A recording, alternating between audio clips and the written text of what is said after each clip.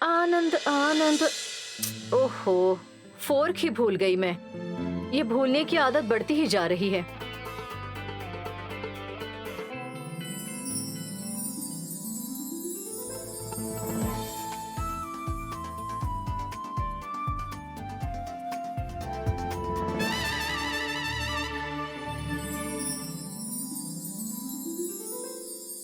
ए, ए, ए, इतनी हिम्मत तेरी? मेरे फ्रूट्स खाएगा तू? मोटी आंटी, खाने के लिए मुंह की जरूरत होती है, हिम्मत की नहीं। फिर मुंह के बारे में तुम्हें अलग से समझाना पड़ेगा क्या? मिक्सर ग्राइंडर की तरह वो 24 घंटे चलता ही रहता है। ए, उल्टी सीधी बात करेगा तो टांगे तोड़ दूंगी मैं। दूसरों की चीजें खाने में तुम्हें शर्म नहीं आती क्या? बाप रे, शर्म के बारे में तुम बात कर रही हो? जो चीज ना हो उसके बारे में बात नहीं करनी चाहिए मोटी आंटी। ए, कितना घमंड है तुझे? आखिरकार एक पंछी है तू, मुझसे ऐसी बात करेगा तू? मैं तुम्हें इस घर में कुछ कहता नहीं, इसका कारण मैं तुम्हारी इज्जत करता हूँ, ऐसा मत सोचना। छी, कीचड़ में पत्थर कौन मारेगा भला? ए, नजरअंदाज कर रही हूँ तो सर पर चढ़ के नाचेगा? जो मुंह में आए बकबक करता जाएगा तू। हमारे घर में फोकट का खाकर तेरा शरीर ही नहीं मुंह भी बड़ा हो गया है। हेलो हेलो हेलो, कम करो, थोड़ा कम करो। क्या कहा? ये तुम्हारा घर है? किस तरफ से? हाँ बताओ। तुम तो इस घर में पड़ी ही हो, खूब खा पी रही हो मोटी आंटी। खाने का काम हो गया, ये सोचकर जैस्मीन को भी साथ ले आई। जैसे चोर मिलकर गांव लूटते हैं, उसी तरह तुम दोनों मिलकर इस घर को लूट रही हो। ए, क्या कहा? बहुत हो गया, आज मेरे हाथ से तू खत्म हो गया। रुक रुक जा, अभी अभी देखती हूँ मैं।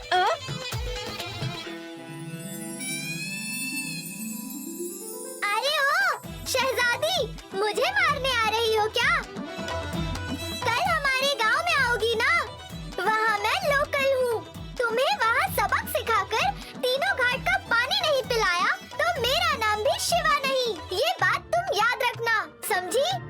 क्या है रे, तू अपने आप को हीरो समझ रहा है क्या, जो लोकल लोकल कह के मुझे मरवाने की वार्निंग दे रहा है? वार्निंग नहीं, जो होने वाला है उसके बारे में कह रहा हूँ। तुम्हें मारने के लिए रवि तेजा, सलमान खान क्यों? तुम्हारे बारे में मैंने पहले ही अपने दोस्तों को बता दिया है। राजेश को, सुरेश को, श्रीकांत, वो सब तुम्हें देख लेंगे। वो कौन है? तुम्हारे गांव के गुंडे हैं? मेरे फ्रेंड्स हैं, बातें करने वाले तोते। उन्हें मुझसे बात करने के अलावा गालियाँ देनी भी अच्छे से आती है।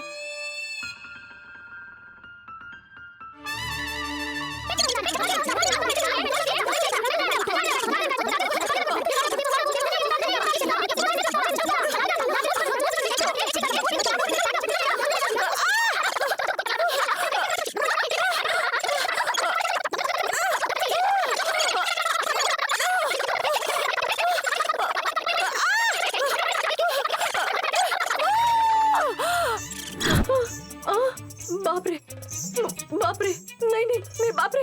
सर घूम गया ना? तारे दिख गए ना? नहीं छोड़ूंगी, अब तुझे नहीं छोड़ूंगी। तुझे तो मैं अरे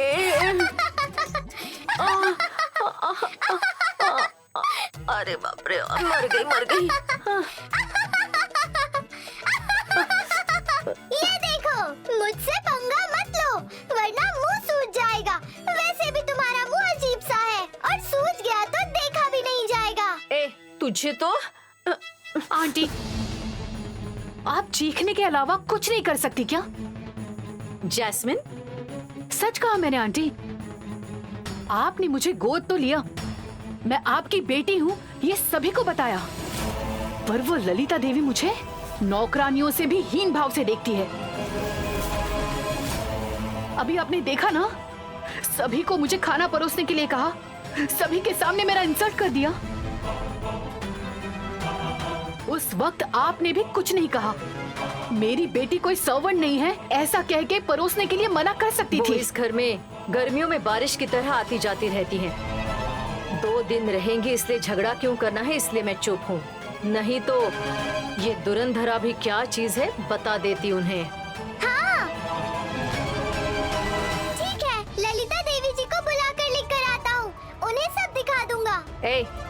क्या रे, तू क्या देखेगा?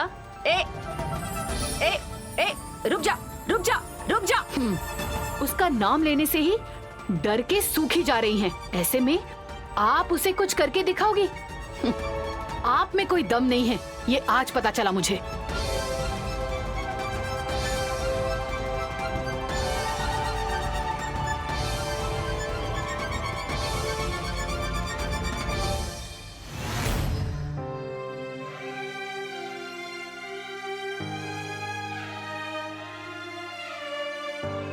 इसमें कोई शक नहीं, विशाल को पुलिस स्टेशन भेजने की साजिश हुई है। मुझे समझ में आ रहा है।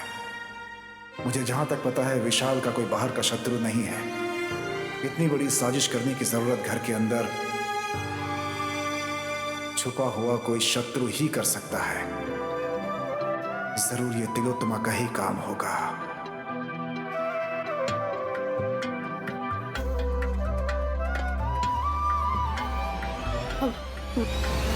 बड़े साहब जी,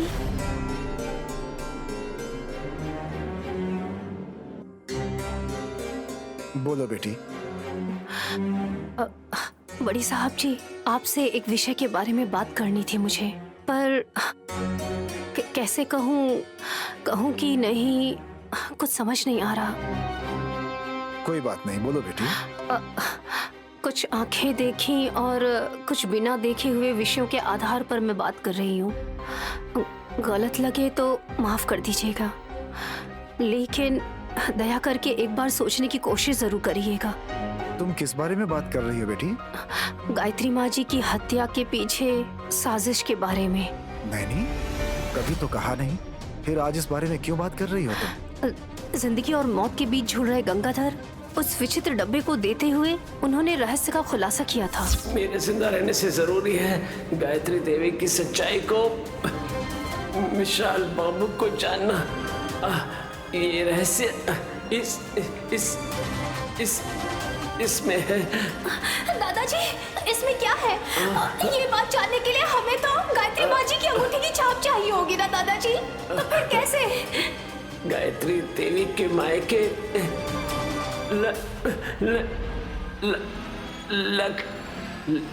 लक्ष्मीपुर जाओ बेटी। वहाँ गायत्री माँ की फिंगरप्रिंट्स मिलने के बहुत चांस हैं। उस अजीब से डब्बे में गायत्री माँ जी की हत्या का रहस्य छुपा हुआ है, ऐसा दादाजी ने बताया। फिर भी मैंने कई बार गौर किया इस बात पर। उस अजीब से डब्बे के बारे में बात करें या उससे आवाज आए, जाने क्यों तिलोत्तमा मेम साहब जी उस आवाज से बहुत डर जाती हैं। तिलोत्तमा मेम साहब जी के डर को फिर से परख लेना चाहिए, ये सोचकर मैंने जानबूझकर उस डब्बे को उनके सामने खोल दिया। उस डब्बे से आवाज आते ही तिलोत्तमा मेम साहब जी डर से दौड़ते हुए आ गईं और उससे लेने की कोशिश की उन्होंने।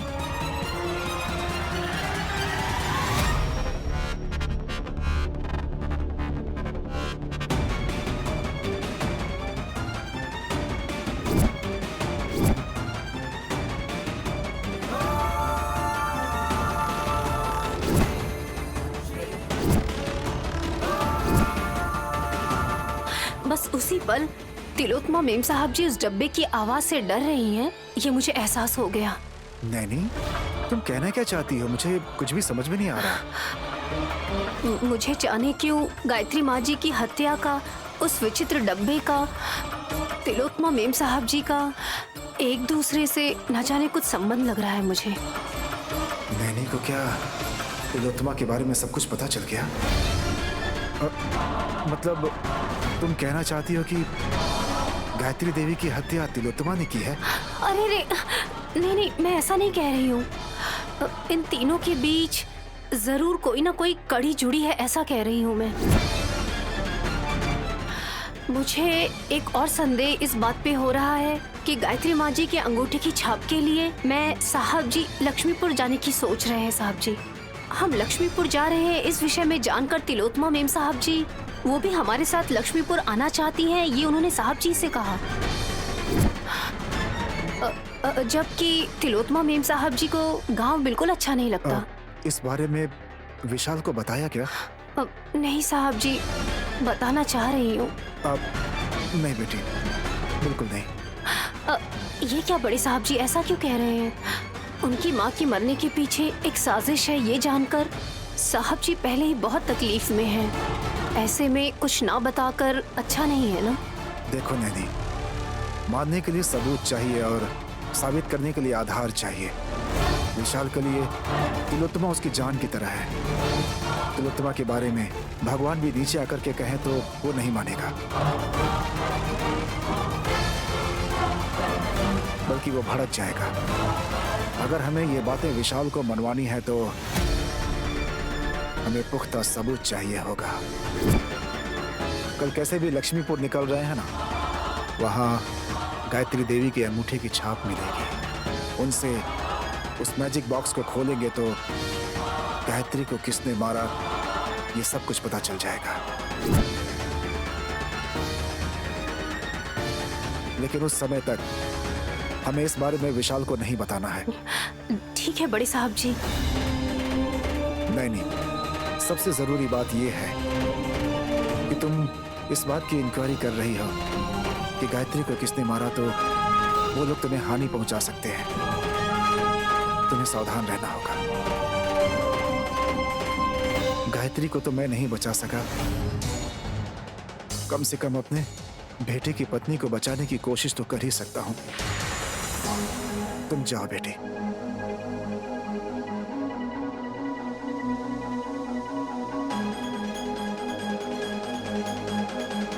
गंगाधर के कहे के अनुसार अगर वहां गायत्री देवी की अंगूठे की छाप मिल गई तो सभी के पोल खुल जाएंगे।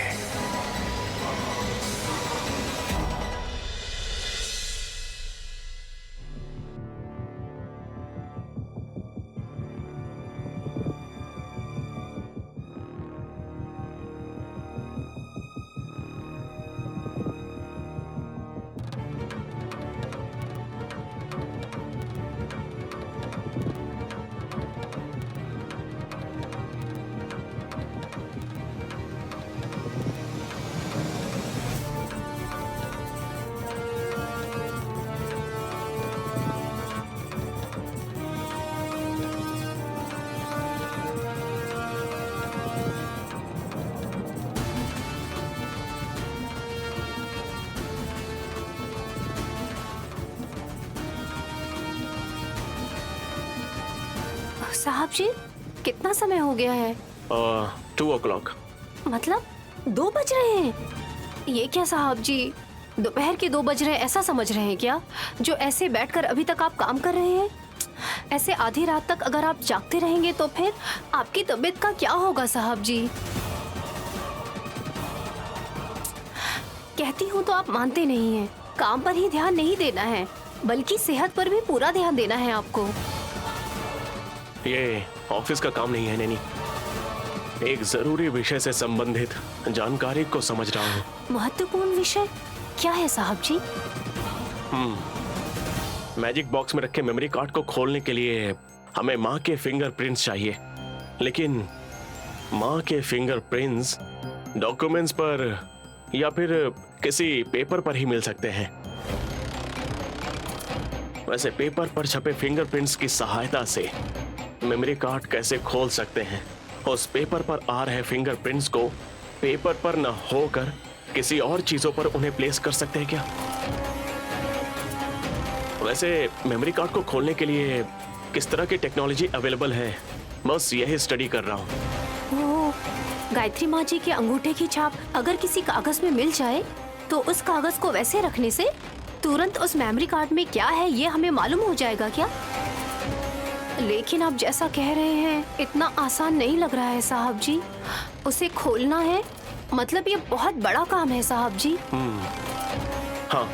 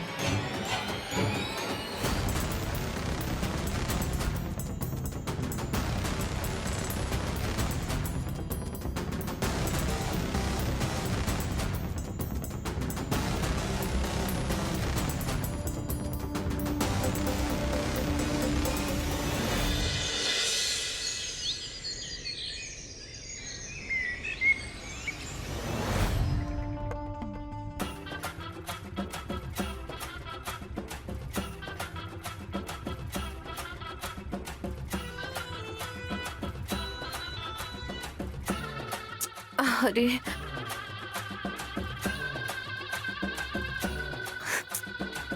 हासनी बेटी, कुछ कहे बिना इधर उधर घूम रही हो। वॉकिंग है या टेंशन है? टेंशन को दूर करने के लिए वॉक कर रही हूँ मामा जी। और इसकी वजह क्या है, जान सकता हूँ? देखिए ना, मैंने ऑनलाइन कुछ ऑर्डर किया था मामा जी, वो अभी तक आया ही नहीं है।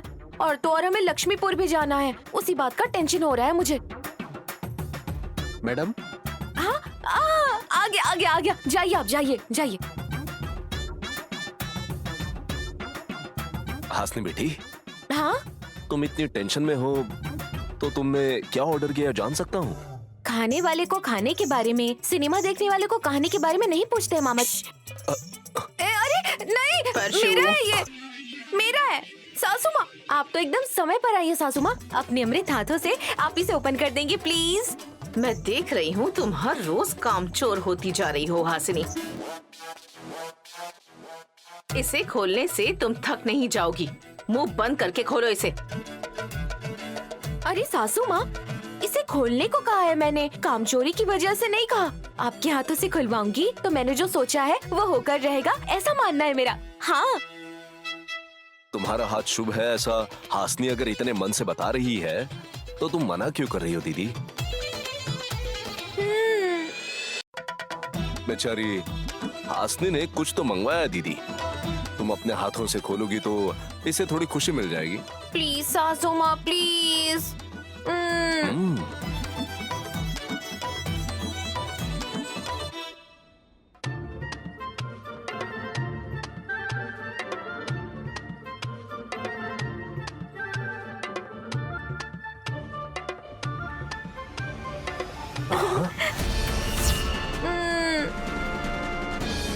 तुमने ऑर्डर किया था तो सोचा था कपड़े या सोना होगा, चाबुक किस लिए?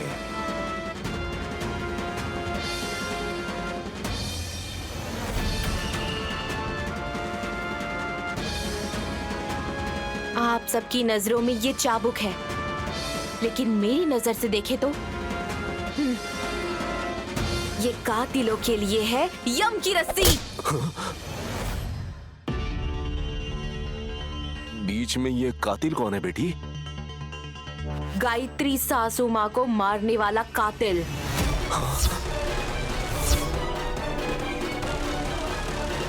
आज जब हम गांव जाएंगे तो गायत्री सासू माँ के अंगूठे के छाप के द्वारा उन्हें किसने मारा ये मालूम चल जाएगा। देखती हूँ कौन है वो बाहर आएंगे, तब उनकी ऐसी पूजा करूंगी।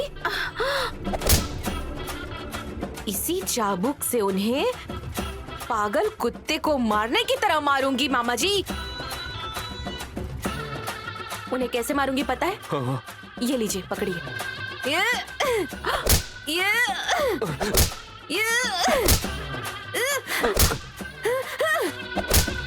हासिनी, मामा जी, साउंड कैसा है? अच्छा है ना? हाँ बेटी, शिवामणि जिस तरीके से ड्रम बजाते हैं ना, बिल्कुल वैसा ही बज रहा है। इस चाबुक से मारने पर चमड़ी उधड़ ही जाएगी मामा जी। जाने दो बेटी, वैसे हमें वायलेंस के बारे में बात नहीं करनी चाहिए, इससे प्रॉब्लम्स थोड़ी ना सॉल्व होते हैं। सासू माँ, अगर मुझे वो कातिल मिल जाएंगे ना, तो आपका नाम ले लेकर मैं उन्हें और 4 थप्पड़ जड़ दूंगी। मतलब 1+1 ऑफर भी है ना हासनी बेटी? भगवान, हे मेरे भगवान, मुझे मिल जाए वो लोग, ऐसा कीजिए। आ रही हूँ, लक्ष्मीपुर आ रही हूँ, आ रही हूँ। मामा जी, मेरा फोन दीजिए। ये लो बेटी। पसीना पोंछ लीजिए मामा जी।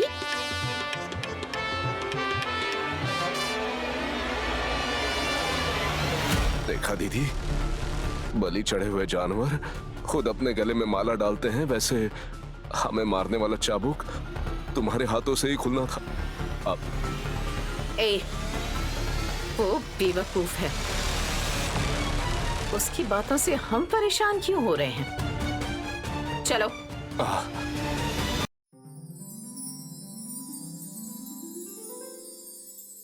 हेलो। हाँ साहब जी, आप इतनी सुबह सुबह आखिर कहाँ गए थे? तुम्ही ने तो भेजा था। मैंने कब भेजा आपको साहब जी? तुम मतलब तुम्हारा मन। आप क्या कह रहे हैं? मुझे कुछ समझ नहीं आ रहा है साहब जी। समझ न आने वाले विषय में मुझे बहुत खुशी होती है। ये भी बात समझ नहीं आई, लेकिन एक बात मुझे जरूर समझ आ गई है। क्या है वो? कि आप कुछ देर से पीछे कुछ छुपा रहे हैं। क्या है साहब जी? हाँ, देखना चाहती हो? साहब जी बताइए ना, क्या है पीछे? ऐसे बच्चों की तरह पूछती हो ना, तो तुम कितनी मासूम लगती हो नैनी। मेरी पत्नी के लिए एक छोटा सा गिफ्ट। कल हम गांव जा रहे हैं ना, वहां दशहरे पर तुम्हारे पहनने के लिए साड़ी लेकर आया हूं। सो मैं तुम्हारे लिए साड़ी लाने के लिए सुबह ही निकल गया था। समझ न आने वाली बातों में कुछ छुपा होता है, मैंने कहा था ना। अभी जो तुम्हारे चेहरे पर मुस्कान आ रही है, वो मुस्कान देखकर खुशी होती है। साहब जी, पति पत्नी को साड़ी देता है तो एक औरत के लिए इससे बड़ी खुशी की बात नहीं हो सकती है। लेकिन मेरे पास तो बहुत सारी नई साड़ियां हैं। फिर आप ये नई साड़ी क्यों लेकर आए हैं? खामोखा पैसे बर्बाद कर दिए। हमारी शादी के बाद ये पहली बार है कि हम हमारे माँ के गांव जा रहे हैं। गायत्री देवी की बहू के तौर पर तुम उस घर में पहली बार कदम रखने जा रही हो। गांव वालों के मन में माँ के लिए बहुत आदर है। अब वही आदर सत्कार गायत्री देवी की जगह पर सब लोग तुम्हें देंगे। इस घर की साड़ियों में तुम बहुत सुंदर लगती हो, पर मैंने जो साड़ी लाई है उसमें तुम सुंदर के साथ साथ उम्दा भी लगोगी। इसलिए बहुत सारे दुकानों में ढूंढकर ये साड़ी चुनकर लाया हूँ। ठीक है, लाइए। हाँ, ऐसे थोड़ी दूंगा। फिर कैसे देंगे? ओ, भगवान जी के सामने रखकर देंगे? नहीं, मेरी प्रेम की देवी से एक छोटी सी शर्त लगा के ही दूंगा। शर्त? शर्त कैसी साहब जी? हाँ, शर्त ये है कि इसमें जो साड़ी है वो कौन सी रंग की है तुम्हें बताना है। हेलो, देख के नहीं मैडम, अंदाजा लगा के बताना है। अगर बता दूं तो? हाँ, अगर तुमने सही बोला तो तुम जीत जाओगी और मैं हार जाऊंगा। तब मैं तुम्हें एक पप्पी दूंगा। अगर तुमने गलत जवाब दिया तो तुम जीत गई समझो, मैं हार गया, तब तुम मुझे एक पप्पी दोगी। ओके ना? हाँ? अब क्या साहब जी, दोनों एक ही है ना? पहले मुझे ये दीजिए।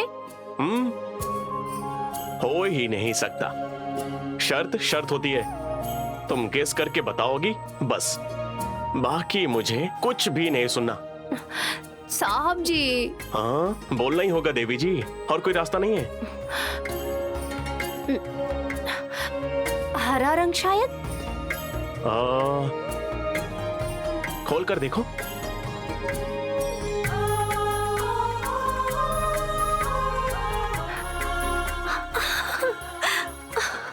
वाह, सुपर फैंटास्टिक।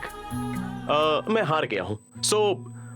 शर्त के हिसाब से मुझे तुम्हें पप्पी देनी होगी। नहीं साहब जी, आपको कभी हारने नहीं दूंगी। आप हमेशा जीतेंगे।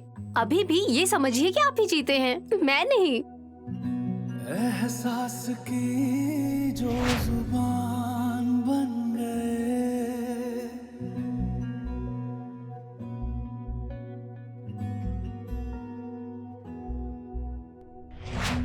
एहसास की जो जुबान बन गए,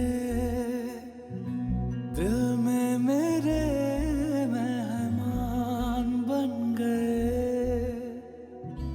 आपकी तारीफ में क्या कहें, आप हमारी जान बन गए।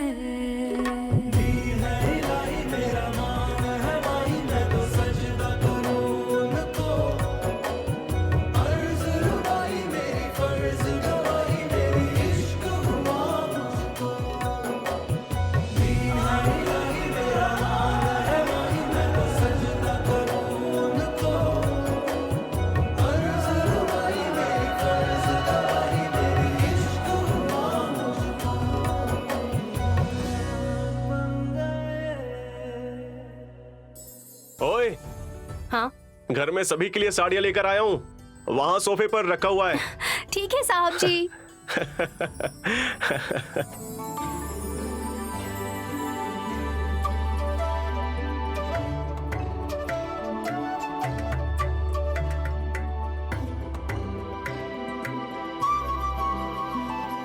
ओहो, तुम गांव से आई हो ये बात कोई नहीं मानेगा सुमन। शहर में पली बड़ी हो ऐसी लगने लगी हो तुम। फिर भी अपने आप को पूरी तरह से नहीं बदल पाई। विक्रांत जी मुझे पत्नी के रूप में स्वीकार कर लेंगे, तब मैं उनकी रानी बन के दिखाऊंगी। सुमन, क्या है दीदी? तुम्हारे लिए साड़ी लेकर आई हूँ। सच में?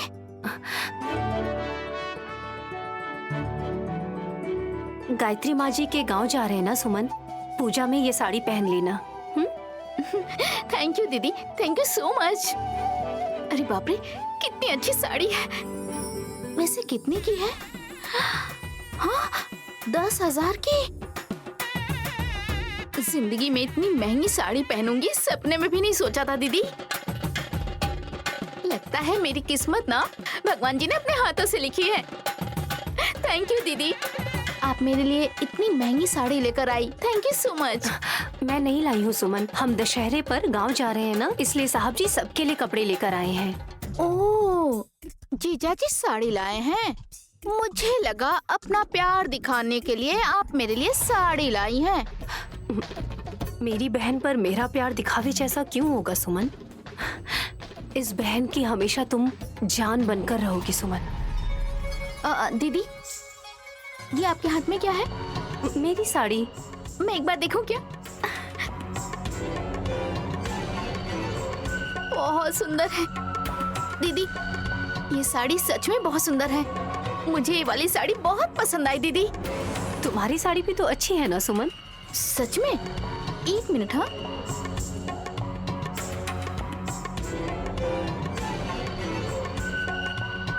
आपको ये साड़ी पसंद है ना, तो आप इसे रख लीजिए और इसे मैं रख लेती हूँ। ऐसा नहीं है सुमन। ऐसा क्यों दीदी? इसे मैं क्यों नहीं ले सकती? अपनी बहन को आप अपनी साड़ी नहीं दे सकती क्या? अरे नहीं नहीं, मैं कभी भी ऐसा नहीं सोचती सुमन। तुमसे बढ़कर मेरे लिए ये सब नहीं है। तो फिर ये साड़ी मुझे दे दीजिए, इतना क्यों सोच रही हैं आप? मतलब ये साड़ी मेरे लिए साहब जी बहुत प्यार से लेकर आए हैं सुमन। ओह अच्छा, जीजा जी प्यार से लाए हैं तो ये साड़ी महंगी ही होगी। ऐसा नहीं है सुमन, पूजा के दिन अगर मैं ये साड़ी नहीं पहनूंगी तो साहब जी को कहीं बुरा ना लगे ना, बस यही सोच रही हूँ। जीजा जी कुछ भी नहीं सोचेंगे दीदी, वो तो आपको देख के ही, आपकी खुशियों को देख के ही आपकी तारीफ करेंगे कि तुम बहुत सुंदर लग रही हो। अगर आपने मुझे ये साड़ी नहीं दी ना, तो कल पूजा के दिन उदास होके मैं पूरे दिन रोती रहूंगी दीदी। पूजा के दिन आपकी बहन रोती रहे, आपको सही लगेगा क्या? आप तो हमेशा यही कहती है ना, मेरी बहन की खुशी से ज्यादा मेरे लिए कुछ भी मायने नहीं रखता। तो क्या आप अपनी बहन की खुशी के लिए ये साड़ी मुझे नहीं देंगी दीदी? इतना क्या सोच रही हैं दीदी? आपसे कोई जायदाद नहीं मांग रही हूँ, बस एक साड़ी ही तो है दीदी। ये मुझे बहुत पसंद आ गई। कोई बात नहीं दीदी, आपको अपनी बहन से ज्यादा अगर ये साड़ी पसंद है तो ले लीजिए। एक साड़ी के लिए आपको इतना सोचने की जरूरत नहीं है। पर एक बात मैं अब समझ गई हूँ, मेरी दीदी मुझे बातों से ही प्रेम करती है, पर उनके मन में कोई प्रेम नहीं है। अरे सुमन, अगर तुम जान मांगो तो वो भी दे दूं। ये साड़ी क्या चीज है, वो बस साहब जी बहुत प्यार से लाए थे ना, बस इसीलिए सोच रही थी, और कोई बात नहीं है। तुम खुश होना मेरे लिए उतना ही काफी है सुमन। ले लो। थैंक यू दीदी, ये लीजिए, ये पहन लीजिएगा।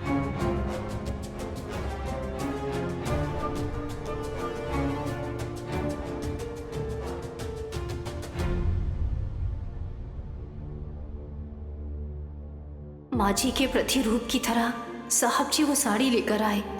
पूजा में घर में नहीं पहनूंगी तो वो बुरा मान जाएंगे। क्या करूं?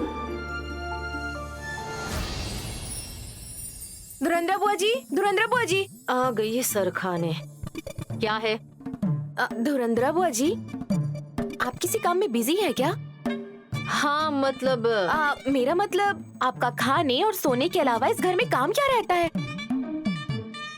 मालूम होते हुए भी मैं पूछ रही हूँ। देखिए कितनी बड़ी कॉमेडी है। वो काम तो तुम भी करती हो। काम क्या है ये बताओ सिस्टर। हाँ? लोमड़ी को गुस्सा आ गया, देखा आपने? धुरंधर बुआ जी, दशहरे की पूजा के लिए हम लक्ष्मीपुर जा रहे हैं ना। विशाल सभी के लिए साड़ियाँ लेकर आया है, वही मैं आपको देने के लिए आई थी। हमारे लिए 2 साड़ियाँ ही ठीक है। फिर ये तीसरी साड़ी किसके लिए? मेरे लिए है। तो इसमें मेरी कौन सी है? मैंने अभी सिलेक्ट नहीं किया है बुआ जी। आप बड़ी हैं, जब आप ले लेंगी उसके बाद मैं ले लूंगी, सोच रही हूँ। अरे बाप रे, इतनी इज्जत। हाँ बुआ जी। इसमें कुछ ना कुछ टेढ़ा होगा ही आंटी। कोई टेढ़ा और उल्टा पुल्टा नहीं है। पहले आप लोग सिलेक्ट कीजिए, आइए।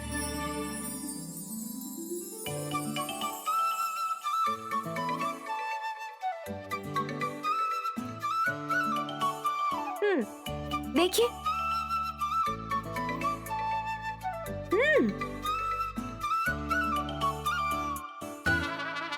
ये अच्छे है सिस्टर। ले लो ले लो ले लो लोमड़ी। धुरंधर बुआ जी, आप भी इन दोनों में से किसी एक को सिलेक्ट कर लीजिए। ले लीजिए ना।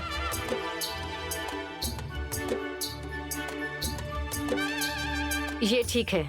हाँ क्या? ले लीजिए बुआ जी, ले लीजिए। पक्का? ये लॉक कर लूं? बाप रे, मेरा टेंशन तो कम हो गया और मेरा सिलेक्शन भी हो गया। हाँ, इस साड़ी में हासिनी ऐश्वर्या राय लगेगी। थैंक्स धुरंधर बुआ जी, थैंक्स लोमड़ी। थैंक्स। वो किस लिए? जब ये तीनों साड़ियाँ मेरे पास आई थी ना, इसमें से कौन सी अच्छी है, कौन सी बुरी है, कौन सी लेनी चाहिए, मुझे कुछ भी समझ नहीं आ रहा था। इसीलिए मैंने आप दोनों को सेलेक्ट करने के लिए कहा। मतलब आप दोनों का सिलेक्शन बुरा से भी बहुत बुरा रहता है, इसीलिए।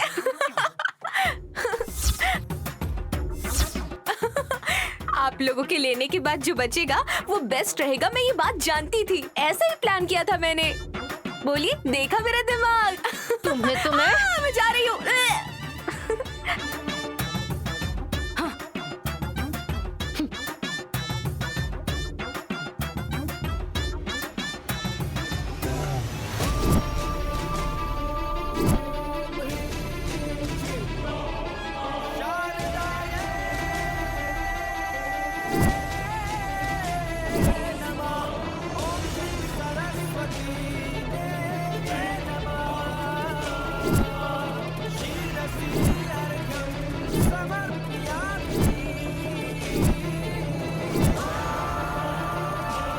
रंगैया जी सरपंच जी। वो देखो, वो एक साइड रखवाओ। ठीक है जी।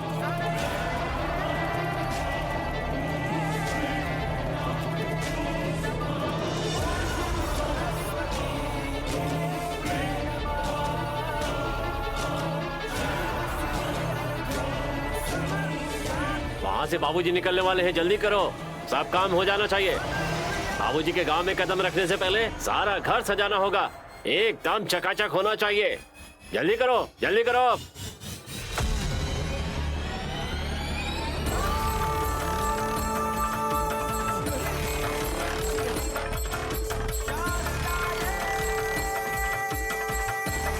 सरपंच जी, गायत्री देवी के परिवार वाले बहुत सालों बाद गांव में आ रहे हैं ना?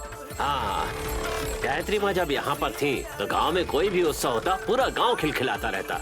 माँ जी के जाने के बाद सारी खुशियाँ भी चली गई।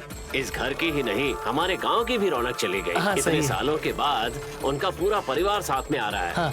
इस दशहरा पूजा में वही पहले वाला वैभव हमारे गांव में इस घर में वापस आ रहा है। उनके रूप में साक्षात गायत्री माता ही कदम रखने वाली ऐसा लग रहा है।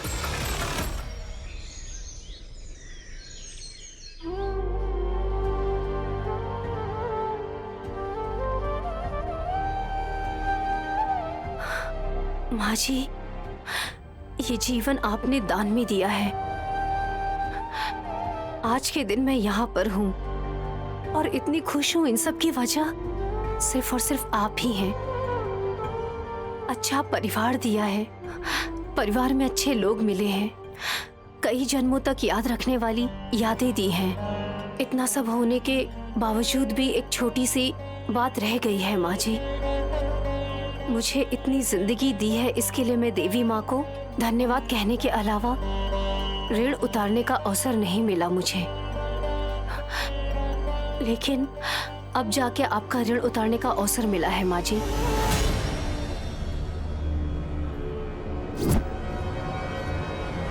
माँ जी, आपकी हत्या करने वाले लोग कौन हैं, उनका पता लगाऊंगी। उन्हें मैं सजा दिलाकर रहूंगी। आपकी आत्मा को शांति पहुंचाऊंगी। ऐसे हालातों में हम युद्ध कर रहे हैं, इस युद्ध में आप हमारी सहायता जरूर करिएगा माँ। नैनी, तुम जो मांगोगी वो तुम्हें मिल जाएगा, ये मैं जानता हूँ। मेरी माँ को जिन राक्षसों ने मारा है, मैं उनका पता जरूर लगाऊंगा और उन लोगों को सजा भी देकर रहूंगा। माँ, आप हमारे घर आ रही हैं। आपकी आत्मा की शांति के लिए हम जो भी प्रयास कर रहे हैं, हमारे साथ खड़ी रहना माँ। सच में ये नैनी जो चाहती है करके रहती है। अगर अंगूठे का छाप इन लोगों को मिल गया तो विशाल को पता चल जाएगा कि मैंने उसकी माँ की हत्या की है, और तब विशाल के हाथ से बच पाना मेरे लिए नामुमकिन हो जाएगा। हालात ऐसे ना बने, इसलिए मुझे इन लोगों को रोकना होगा। बड़ी मौसी हमारा वेट कर रही होंगे, चलो।